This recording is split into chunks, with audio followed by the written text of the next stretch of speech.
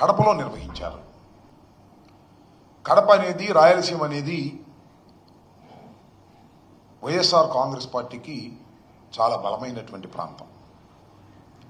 ఆ ప్రాంతంలో వ్యూహాత్మకంగా నిర్వహించి వైఎస్ఆర్ కాంగ్రెస్ పార్టీని దెబ్బతీయాలని, తమ పార్టీకి ఏదో అద్భుతమైన బలం ఉంది అని నిరూపించుకోవాలనే తాపత్రయంతో అక్కడ నిర్వహించారు. సరే, ఆ 3 రోజుల పాటు నిర్వహిస్తే చూస్తే ఆ డయాస్ మీద ఆర్భాటం బాగా చేశారులే, దానిలో ఏమీ సందేహం లేదు. బాగా డబ్బులున్న రాజకీయ పార్టీ, అధికారంలో ఉన్నటువంటి రాజకీయ పార్టీ కాబట్టి బూతులు, భజనలు, మభ్యపెట్టే మాటలు, కబుర్లు, ఇవి కొద్దిగా లోతుగా పరిశీలిస్తే మొత్తం అంతా పెద్ద అభద్రతాభావం చంద్రబాబు నాయుడు గారికి.